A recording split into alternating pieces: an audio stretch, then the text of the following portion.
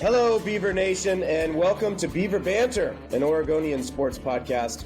I'm Joe Freeman, senior writer with the Oregonian, and he's Nick Daschel, Beavers beat writer with the Oregonian, and we're here to talk all things Oregon State as usual. Nick, how you doing? Sorry, listeners, we were unable to do it last week. I had to go to Pro Day on Monday. Nick was doing spring practice the rest of the week. I had baseball, so on and so forth. So we're chock full of stuff today, as long as my voice makes it through. How you doing, Nick? Good. I was going to say we have a new sponsor. We're sponsored by a gravel pit, and Joe has eaten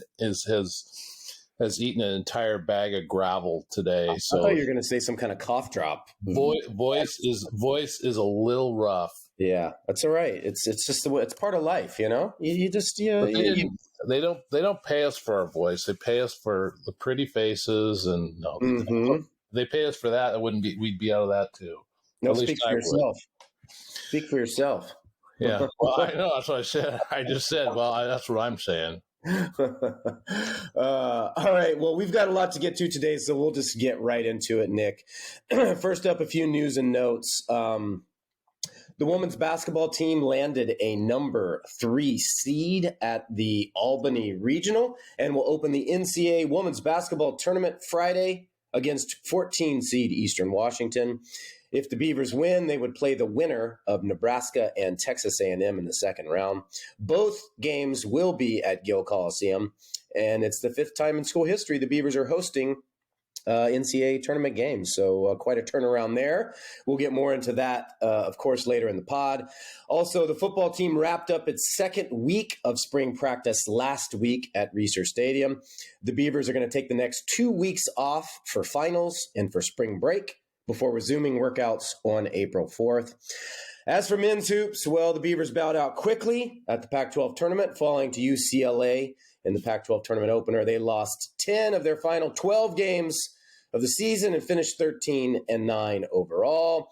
But the big news, of course, came from Nick last week. Scott Barnes, OSU athletic director, confirmed that basketball coach Wayne Tinkle will return next season. No surprise there, but the confirmation is you never know until you know. That's right. Yeah. One more news item before we get knee deep here. This one's on the baseball team. The Beavers climbed to number 2 in the D1 baseball top 25 this week after another winning weekend. They took 2 of 3 games from Utah in their first Pac-12 series of the season.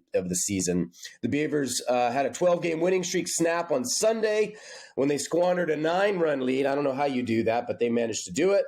So the winning streak's over, but they did take 2 of 3 from Utah, and they enter the week a sparkling 20-2 overall. Wait, that's not right. 20-2. What am I talking about?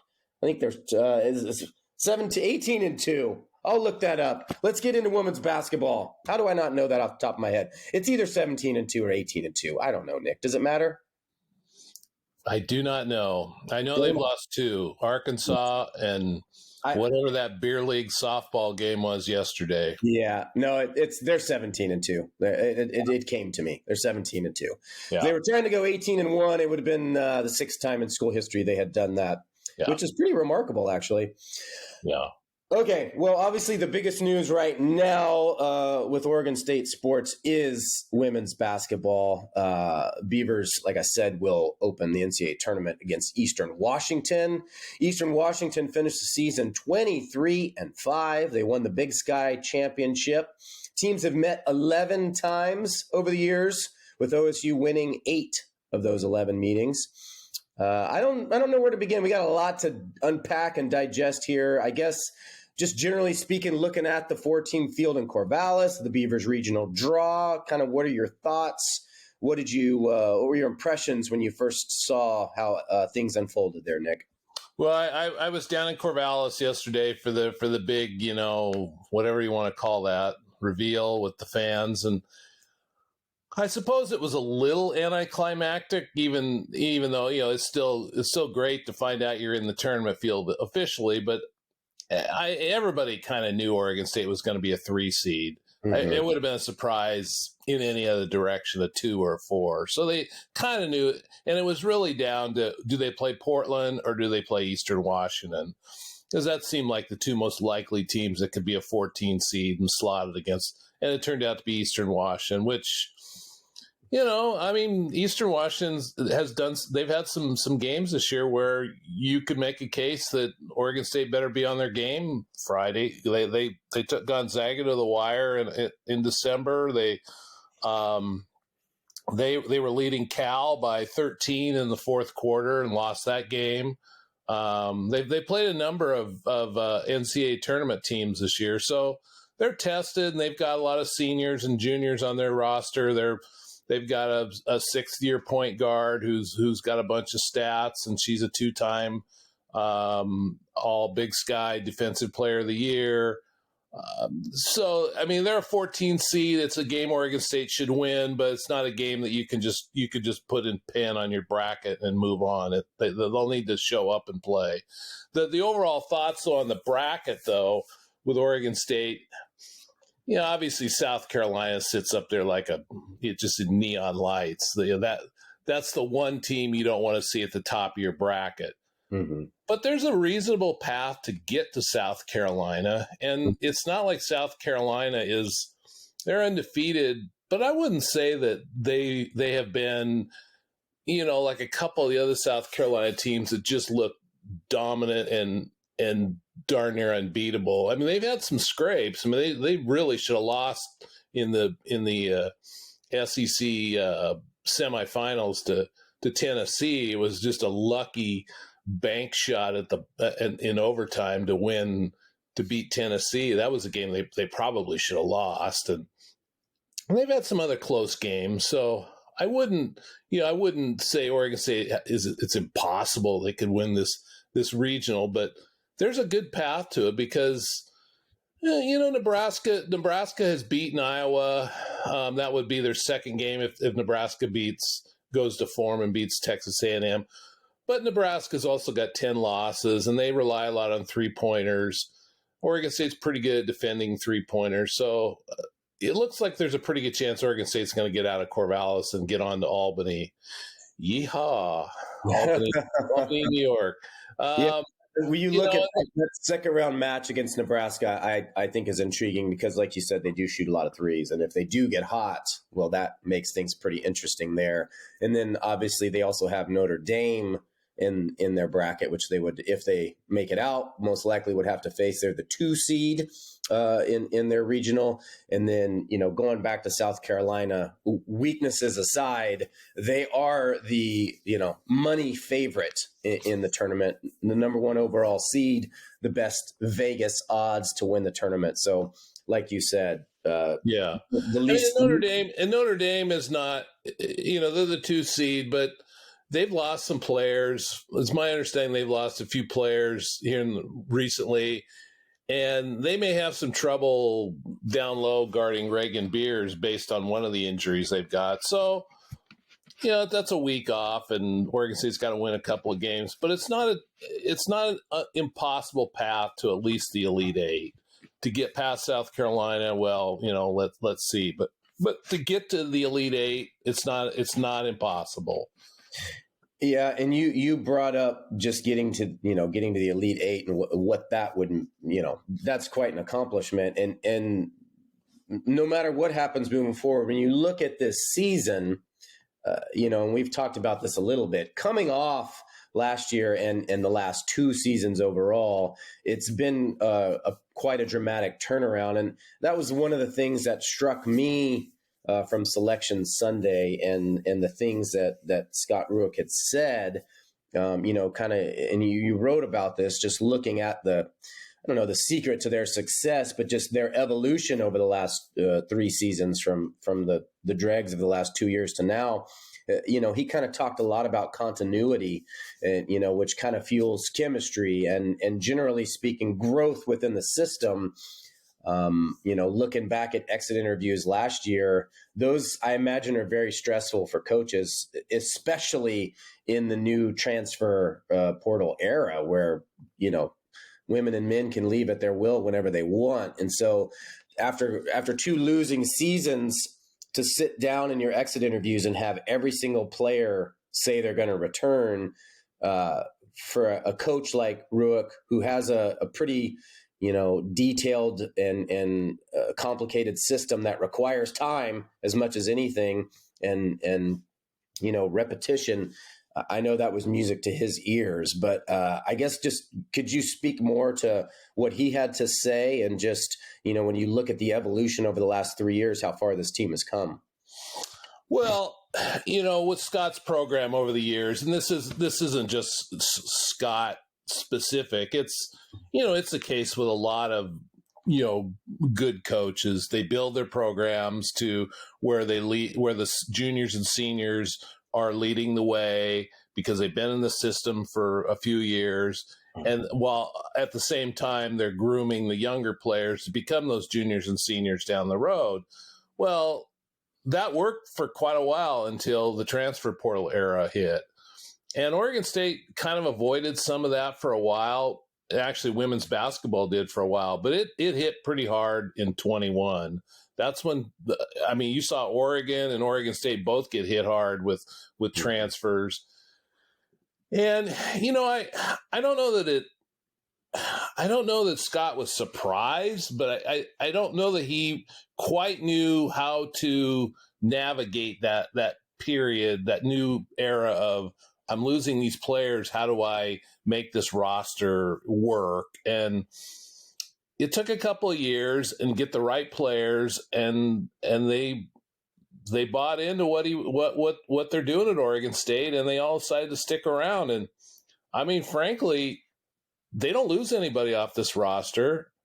And if they all decide to stick around next year, you could make a case that they might be preseason 1, 2, 3 next year, going into next year, because everybody's back, and they'll have the ultimate Scott Ruick team, a lot of veterans, and they won't have to lean on any freshmen even. So, but that's been, and I asked him, I said, did you have any doubt? Did you have any doubts? And he was pretty honest. He said, yeah, there was a lot of doubt, and because he didn't know how the offseason was even going to go last year until he talked to the players. He just had no idea, and he seemed grateful that they decided to stick around and want to see this thing through. And they were paid off this year with a 24-7 record, and 6 of their 7 losses are to teams that are 1 or 2 seeds in the NCAA tournament. Mm-hmm. So, and they were in every one of those games.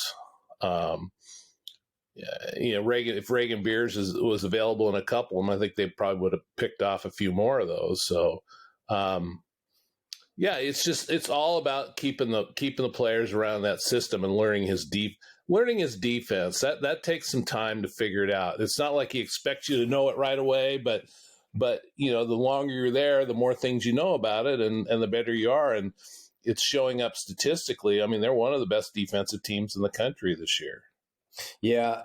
Big picture, looking at the transformation, the thing that strikes me the most, and I think it has been one of the critical components to Scott's success over the years and what he has built in Corvallis, is just that culture. And you hear coaches and players talk about that, and as a journalist, you kind of you don't roll your eyes, but you hear it from everybody. And culture is one of those things that you can't really describe, but when you're in it, if you're in a good culture or a bad culture. Right. And being able to get everybody back, being able to keep everyone on the roster and have them grow, I think speaks to that culture. And, 3 or 4 years ago, I kind of, when both teams were humming, Oregon and Oregon State, I remember going to the schools to write about that rivalry, which had kind of taken epic proportions that season, drawing insane crowds, and both teams, in the top 10 or wherever it was, top 5 maybe then, I don't remember. But one thing that always struck me on the Oregon State side of things was, the idea of family and how that's kind of the culture that Scott tries to instill there. And, they talked about how often they would just walk into Scott's house and have dinner or hang out at his house, and the things they did behind the scenes. The players would regularly babysit Scott's kids. And as a current parent with 8 and 5-year-olds, I wish I had a team of babysitters on the ready. But I don't know. It's one of those things where you can't measure culture and chemistry, with a statistic, but it does get you through tough moments in games, I believe, and through tough moments in a season when you do have that. And long term, it makes people want to stick around through the good times and even the bad. And so I don't know. There's something to be said about that. Well, when you have good culture, you can have leaders that can get in people's faces, hold them accountable, and they won't take it personally. They'll. Whereas, I've seen some bad culture at Oregon State over the years. I mean, men's basketball a few years back, that was. I mean, again, it's not, you can't really describe it, but when you see it, and you could see it was pretty bad 2 years ago with the group they had on that team, which is why most of them aren't there anymore. Right. In football, you've seen it with the Gary Anderson crew. They just never really came together at all. And that was probably more on the coaches than the players, but yeah, and it just you could tell these women like each other, and they like being around each other. They have fun. You could just tell from watching the bench what how it's going. So yeah, the culture thing is, again, like you say, it's not something you can really describe. You just know it when you see it. Yeah. And obviously, success fosters that too. But looking at the draw, being at Gill Coliseum is immensely important for them, obviously, for those first 2 rounds. And so that's going to be a huge, feather in their cap or whatever, advantage for them. I guess beyond, kind of springing it on you, but can you identify what might separate them or what has separated them throughout the season when they're playing their best? Like what kind of needs to come together for them over the next, few weeks to make a run here? Well, their best games have come when their defense is really, really on point, and they can get the transition, when they can get into transition and score, off a pass or two and get. You saw that against, say, the Utah and Colorado games, the one at Colorado and the one at Utah, the way they got the ball up the floor after making quick stops, and that was there. The passing on this team has stepped up dramatically from a year ago. That's another thing that's kind of separated this team from say the last 2 is the passing is just a lot better on offense, and they're getting better shots, and they've got more players that can hit threes. And when you got somebody like Reagan Beers in the middle, she demands the double team, and it opens up the shots for the 3-point shooters. And so, it's just been a combination of things, but really it still goes back to defense with this team. And when they're playing, when his teams are playing great defense, they usually are pretty good. We got anything else that we want to talk about, or should we move along to football? Oh, no, I don't. I think we're good. We're good on that. There's going to be, we can address next week what happened. So, no, there's nothing that I can think of off the top of my head. Well, we'll get into spring football here in just a minute. We probably should briefly discuss Pro Day last week. 13 draft-eligible OSU players participated in Oregon State's Pro Day.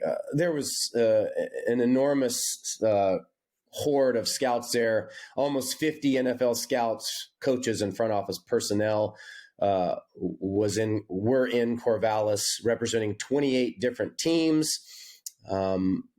I thought it was most interesting. The Chicago Bears had 5 people there: their head coach, their offensive coordinator, their offensive line coach. The Patriots, Steelers, 49ers, the Jets, so on and so on were there. I believe, obviously the biggest draw is Fuaga, who is a near lock to be a first round pick. But you kind of hear a lot of buzz about the Jets looking at him, and obviously with that Chicago Bears contingent there, a lot of attention from them as well. But Anthony Gould was fared pretty well there. Oladapo had a really good day. Ryan Cooper Jr. Those are kind of the Beavers' big, draft hopefuls. I would say they're four most likely to be drafted. I kind of wrote about that last week. We don't need to go knee deep in pro day, but for more information, just visit. Those four are going to be in somebody's camp, whether they're drafted or right. Get a free agent deal. They'll be in somebody's camp. And I'm trying to remember who some of the other ones were. They'll be last year. I want to say there was 8 or 9 Beavers that got some sort of a deal, whether they were drafted or got a free agent. I would think this group is probably somewhere in that neighborhood as well. One thing that was interesting, I guess, is worth noting of the guys who aren't among those top 4 was Isaac Hodgins. Worked a lot at fullback, ran a lot of patterns out of the backfield. Tristan Chebbia was the only guy they had there throwing balls, so it was kind of funny. He, I imagine he's been throwing balls during spring practice here and there, but he's a grad assistant for the football team now. He's back on campus, and it was kind of funny to see him kind of get thrown out there. But Hodgins worked at fullback almost exclusively, as best as I could tell. I didn't see him do any line drills, so perhaps he sees that. No, his future is if he's going to play in the NFL, it's going to be as a fullback or H-back or something. He's too small to play on the defensive line, but I mean, the bloodlines are there with his dad playing the position, and his brother's in the NFL, so. Yeah. He had some nice hands. He really caught some good passes, and I thought he fared well from what I could see. Yeah. I mean, I don't know how much stock goes into these pro days. In my time covering the NBA, a lot of these things are almost more notable for the interviews that they do. And, every player I had talked to was rushing off to do some kind of interview with a team, and they had several stacked up, or they had visits to different cities to meet with different teams. And a lot of times those interviews and the face-to-face goes as far as, I mean, there's, thousands of hours of film on these guys. So if you're going to draft somebody, you're going to do your homework there. A lot of it's the getting to know them as a person. As far as spring football goes, I think Nick and I are kind of in agreement here. It's very difficult to size up anything or make any grand declarations about this team after 6. Is it six spring practices so far? Yeah, it's been 6.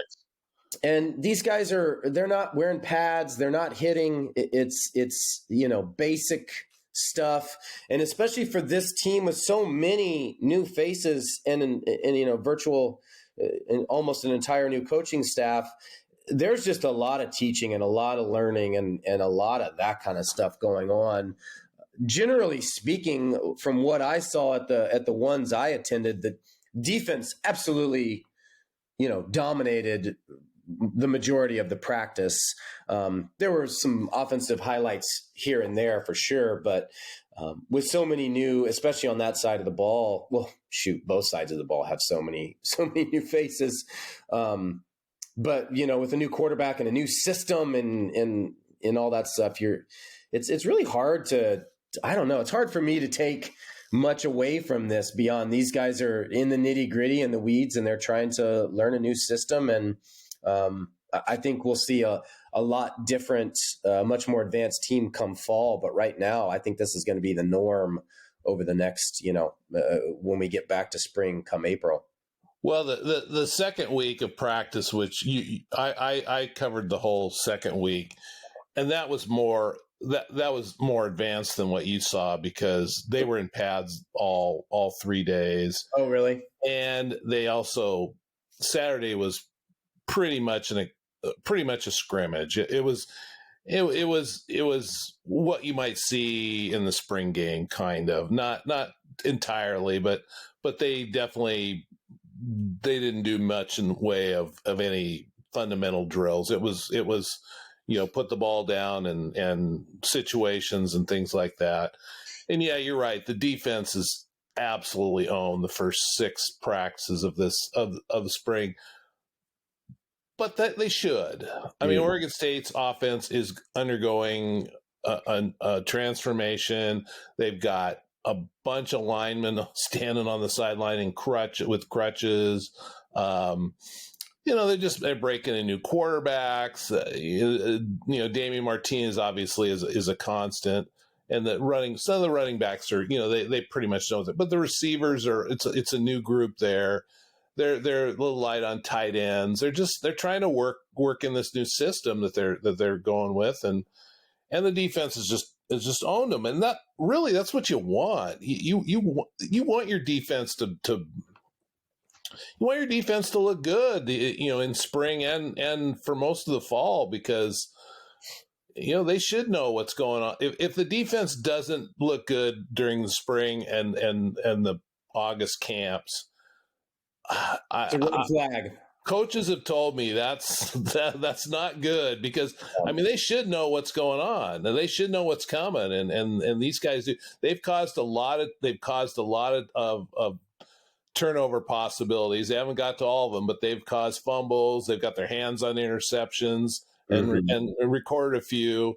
They're making plays on defense. I don't want to say I'm impressed because it's spring practice. It's only 6 practices, but yeah, the defense so far has looked like something that you'll want to keep your eye on come September. It's just too early to say about the offense. I don't really know. We haven't seen Jabari Johnson. Trent Bray has said, he's hopeful that he'll get some work in the second part of the spring, but he's not certain. So right now it's Giovanni McCoy and Ben Gulbranson going at it, and Gulbranson's looked pretty good. I mean, again, it's early, but I would say he's got a leg up at this point. But I would agree with that based on what I've seen with McCoy and Gulbranson. I would say Ben has a leg up as well.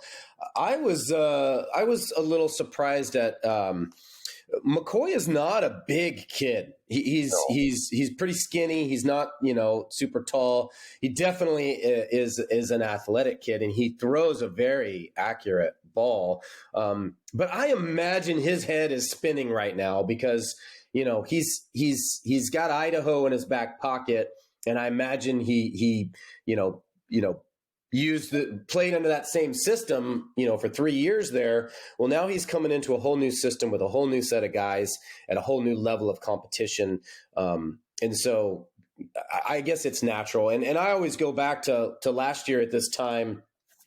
DJ Uiagalelei did not look great, what I saw at spring. And I would say he was behind Ben as well at that point. So, a lot can happen certainly between now and in the season opener, in the fall. But this is what this time is for, I guess, is what I'm getting. It's what you want, and that's the whole point of it. As far as the defense, I mean, there's not a new system the defense is learning. So, all the returners, they know what they're doing. And all of the new guys, it's kind of easier to learn defensive schemes, basic stuff in spring camp for sure than it is an entire new offensive system. And I imagine there's install going on every day all over the place, but especially on offense, it's probably been I would guess it's more of a snail's pace on offense and a lot quicker install on defense. Yeah, what you want to come out of the spring with is the offense kind of knowing what they want to do, and then they spend May, June, and July, doing individual drills and workouts, trying to polish it, and then by like the second or third week of August, you want to see that they know what they're doing. I mean, I think it's the best you can hope for right now. Given you don't have Joshua Gray out there, and the linemen. There's 2 or 3 guys that they thought we're going to be starting offensive linemen aren't even out there right now. Won't be all spring. I mean, So as long as they're making progress and learning, I think that's the best you can. That's what you want out of the spring with the offense. The defense is just needs to. I mean, there's still a lot of positions open on defense, but you can certainly see the talent. It was notable to me that last week that Skylar Thomas was out there in the 7-on-7s and even some 11-on-11s. If he's back and fully healthy, that's a huge boost to their secondary, because he would have been one of their better players on defense last year before he tore up his ACL. If he's back and he's ready to go, that's a boost for Oregon State.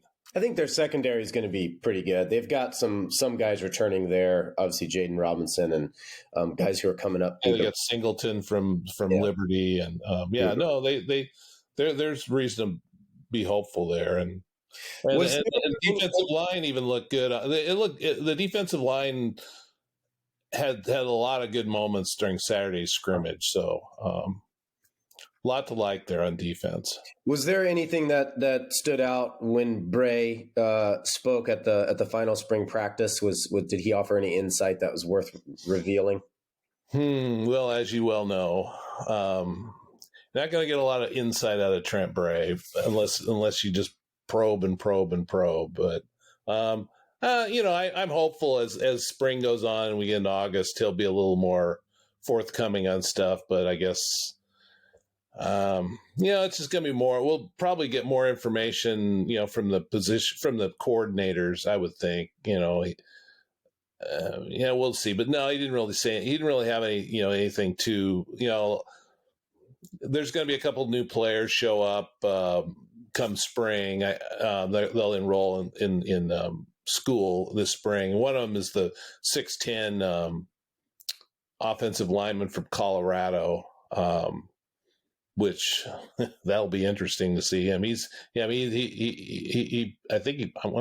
Trying to remember which side of the ball, which side of the line he played on. Can't remember if it was left or right tackle, but one of the two. He's obviously going to be a tackle. You can't be 6'10" and play guard or center. Well, I guess you could, but not typically where you have those guys play. But not as old as you, Nick, but I had a senior moment last week. I was like, I think I remember covering Ryan Gunderson in high school.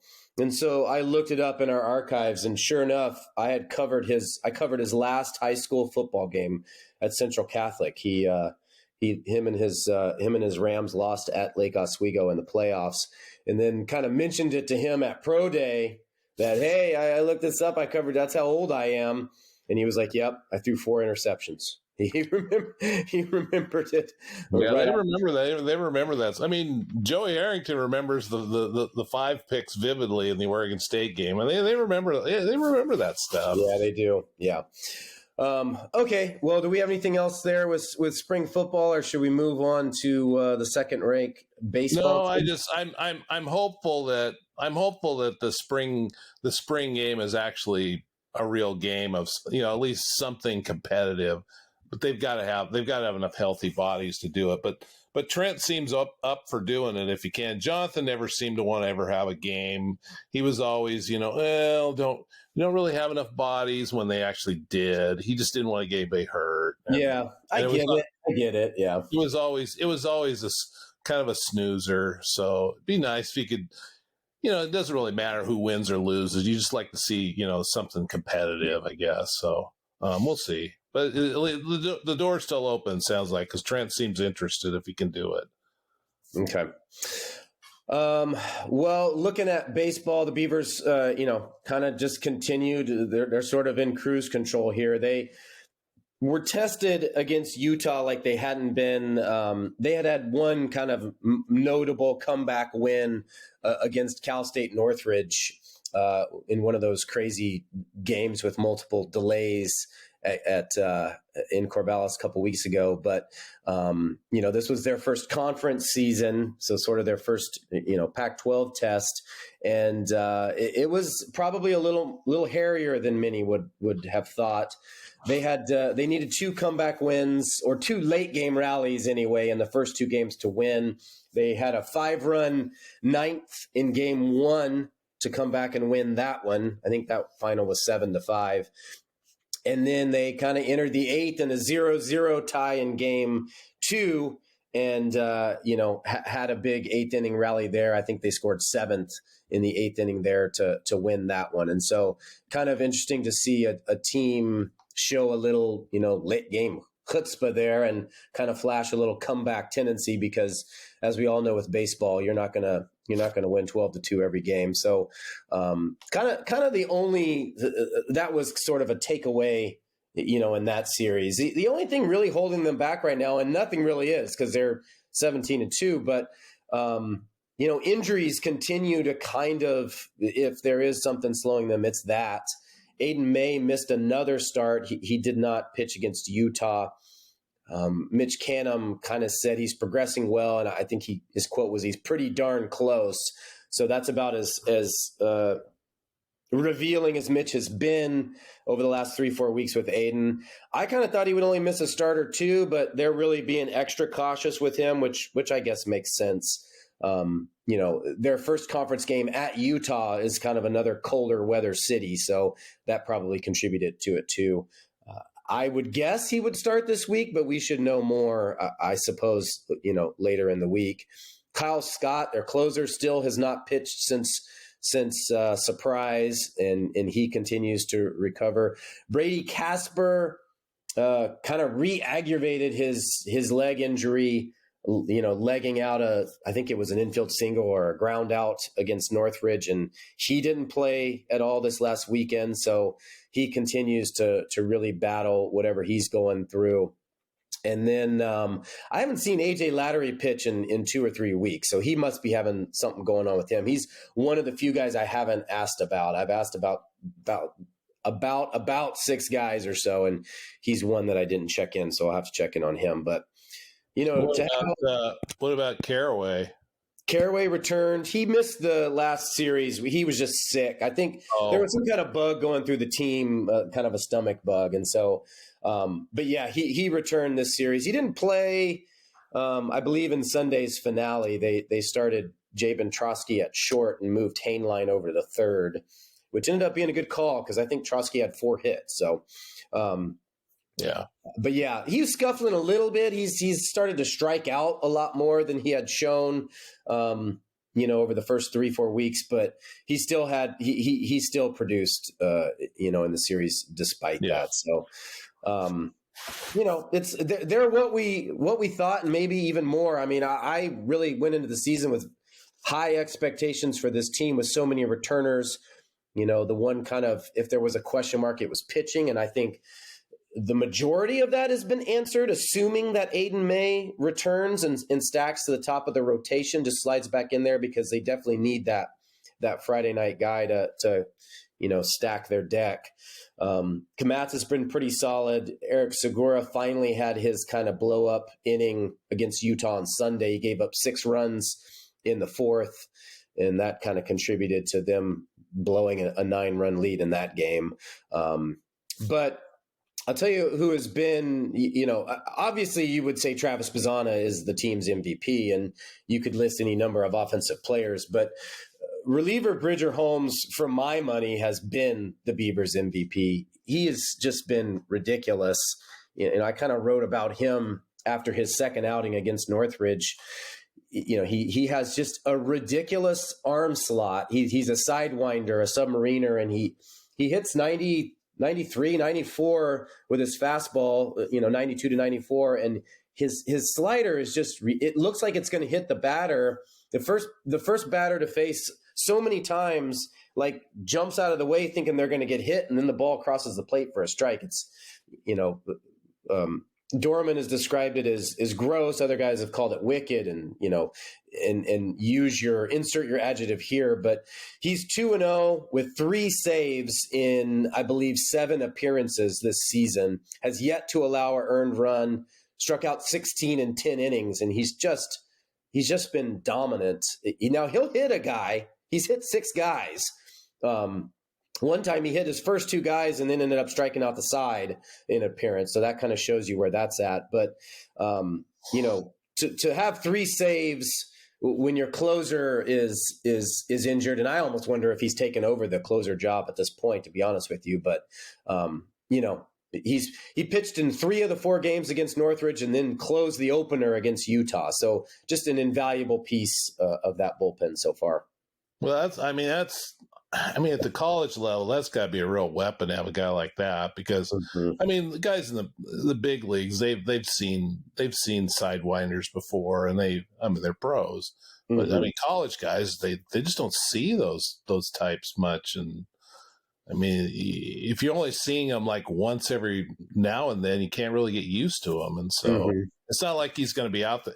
If he was pitching like 7 innings or something, you could get a beat on him maybe, but yeah, that's got to be a real weapon for Oregon State. And there was his second appearance. I think it was his second appearance against Northridge. He earned a save. It was his first career save, and maybe it was his first appearance against them.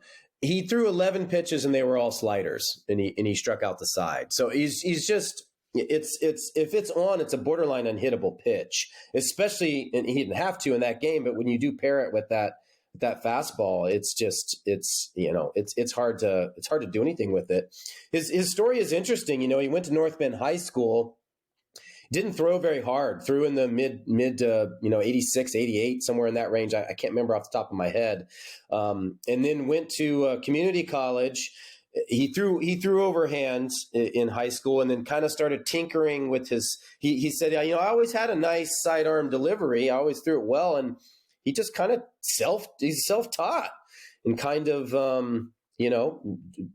perfected that, and then got more heat on his fastball, including in fall ball here in Corvallis. He added a couple miles per hour on his fastball just in the time he's been here. And so when you can throw 94 with that slider and that arm slot, you can be a real weapon out of the pen. But he's just an interesting story, a guy who, kind of came out of nowhere to become an integral piece here. It's so funny. Baseball is the one sport where you can hear a story like that every year.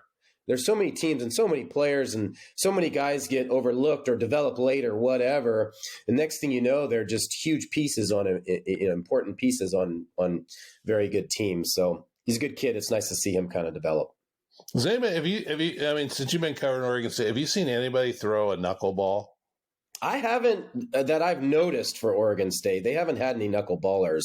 It's hard for me to believe a college coach would recruit a knuckleballer, because it feels like if you're throwing knuckleballs in high school, that's kind of what guys do when they've pretty much given up. Yeah, when it's over, when it's that or nothing. It's like Tim Wakefield, he was an outfielder or whatever. Yeah, he's kind of given up. But so, yeah, it probably does. You probably don't see a knuckleballer in college, but I'm just curious if there'd even been one around. No, they do have another side submarine pitcher, AJ Hutchinson, but he just doesn't throw as hard as Bridger does, and his slider isn't quite as. He's been solid. He has taken both of their losses this season, but he was really important last year as a freshman, and he's.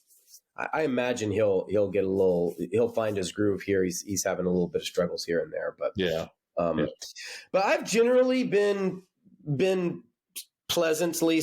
Well, I don't know if that's the right word. I've been pleasantly surprised isn't the right word, but the bullpen's been pretty solid. There's a lot of arms out there. I think they're still trying to identify and establish roles, and that's been a little bit more difficult because of the injuries. Assuming AJ, has had a little setback, and Aiden May's out. Kyle Scott, who was supposed to be their closer, is out. You're juggling a lot of different roles, and pitch counts are limited this time of year, so it makes you throw more. But I think that they have enough arms certainly when healthy. But if Aiden May comes back and slots at the top of the rotation, eventually Kyle Scott will come back. They have enough arms to make a run. And like we've talked about their offense, we don't even really need to elaborate on that. It's pretty lethal. Yeah. Now, as for the bummer part of this whole deal is the schedule. I mean, can you imagine if they just had swapped last weekend for this weekend, had the Utah series in Corvallis, with the weather they had? Students are going into finals week looking for something to, blow off steam. I mean, the weather was in the mid 70s in Corvallis during the baseball games. At least that was what was showing up on my car when I was down there this weekend. And now this weekend, they're going to have Washington at home, and it's, 50-50 rain, mid to high 50s. I mean, it's not terrible as far as temperature, but I mean, there's probably going to be some moisture in the air. God, if it had just been the other way around, that'd been perfect. Yeah, it was picture perfect baseball weather. Yeah. But Daschel, it's like I tell my kids, you can't control the weather. There's nothing you can do about it. Okay, Coach Freeman. You can only control what you can control. Yeah. Well, do we have anything else? Should we end it on that? Coach, on that coaching tip. Yeah. Yeah, get your if you're going down this weekend, get your parking spaces early, because Friday will be Washington, and the Friday and Sunday is going to be basketball and baseball on campus, and I think there's something else too, if I remember right. No, maybe not. Maybe softball. Wrestling? No, it can't be wrestling. No, they're done except for NCAAs. But no, softball might be home because they were on the road last weekend, so they're probably at home too. So at least Friday and Sunday, I know is going to be pretty busy on campus. So yeah, and Friday's game against baseball game against Washington starts at 5:35. So yeah, and Oregon State women play at 5. So 5, yeah, so get there. Although I should backtrack on that. This is also the end of finals week, and so students will be gone, and so it won't be bad. In fact, another.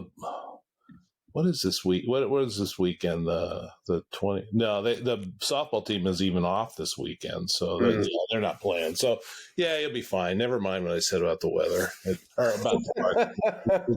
You'll be fine with this. All right. Well, please stay up to date on all your Oregon State teams at OregonLive.com/Beavers, and we will be back next week, just ahead of spring break, when your boy's going to San Diego. We'll be back with another podcast next Monday. Does that work for you, Nick? You going to be able to do next Monday? Yeah, I don't. If I'm going to Albany, it wouldn't be until probably Wednesday or Tuesday or Wednesday, I guess. So yeah, I'll be. Right. But that's the beauty of these podcasts. You can do them from a boat out in the ocean. So yeah. Well, I'm going to be near the ocean, leaving Tuesday afternoon. So if we are either going to have to do it Monday or Tuesday morning. You going to Petco Park? I haven't decided yet. I think maybe it's opening weekend. Have you been there? I have not been inside. I've walked around. I heard it's incredible. Yeah, well, my daughter went to University of San Diego, and so we went to a few games there. Yeah, it's pretty spectacular. Yeah. The problem is my daughters and my wife could not care less about it. So it would be the experience. And I'm like, are they going to make it longer than the 4th or 5th inning? And how much are tickets on opening day? And so it's the risk reward situation there. You know what I mean? So, well, there's no chance that your daughters and wife are less interested in baseball than mine. Mine would go strictly for the food, and then as Monica got into college, where's the alcohol at and things like that. So yeah, well, she's got her priorities straight. That's what baseball games are for my kids, and it's where's the Dippin' Dots, where's the food, where's the wherever the beer or wine or whatever they're serving at the game. So yeah. Well, the first 3 days we're going to be over on Coronado Island, and then the other 4 days we're going to be in a different spot. So I think we could probably just take the ferry over, or whatever it is, the boat across, and just walk to Petco. So we might end up doing that. We'll have to see how everybody's feeling. Yeah. All right. Well, we will hopefully bring you a podcast next Monday or Tuesday, and if not, we'll bring you one in 2 weeks when we're all back and we have even more to talk to. So, thanks again for tuning in, and we will talk to you again soon. Take care.